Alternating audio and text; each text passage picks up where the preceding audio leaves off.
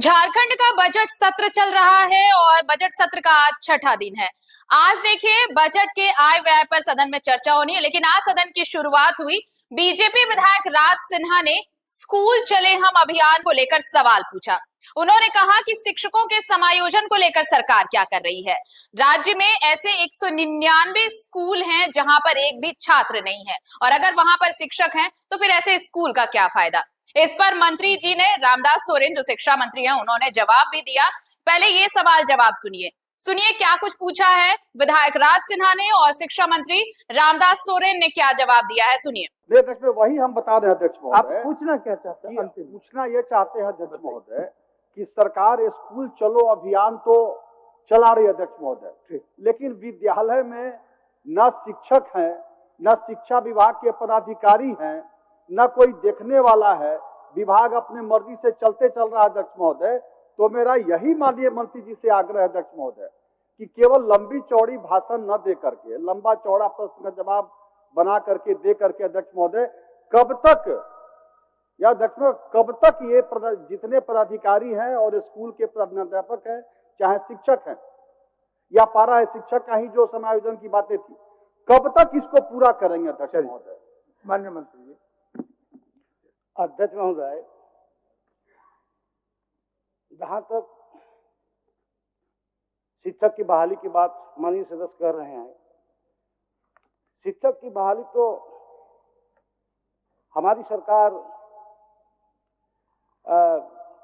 अभी भी बहाली जारी रखी है। मैं बता दूं अध्यक्ष महोदय कि वर्ष 2016 में प्रकाशित विज्ञापन के आधार पर माननीय उच्च न्यायालय एवं उच्चतम न्यायालय द्वारा सोनी कुमारी मामले में पारित आदेश के अनुपालन में विज्ञापित 17,786 पदों के विरुद्ध 13,923 पदों का नियुक्ति की गई है। महोदय में तो जारी रखे हैं, किसी न किसी अड़चन लगा करके हमारी ये नियुक्ति को रोकने का काम कर रहे विपक्ष द्वारा।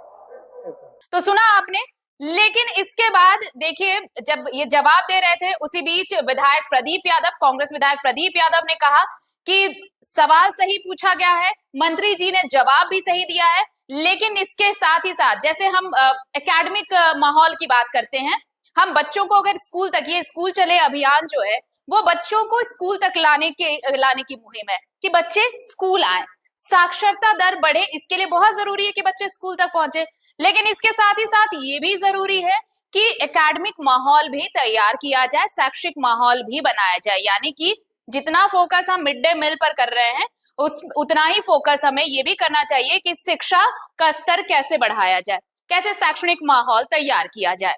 इसी को लेकर प्रदीप यादव ने कहा, क्या कुछ कहा है वो भी सुनिए आप। और इन प्रदीप यादव की चर्चा को ही आगे बढ़ाते हुए राजेश कच्छप ने भी कहा कि ये जरूर तय किया जाना चाहिए, मंत्री जी का जवाब सही है, लेकिन शिक्षकों के समायोजन को लेकर सरकार कब तक इस पर फैसला लेती है, इस पर भी बात होनी चाहिए। सुनिए राजेश कच्छप और प्रदीप यादव को। माननीय सदस्य का जो प्रश्न था उसके उत्तर माननीय मंत्री ने माकूल दिया था।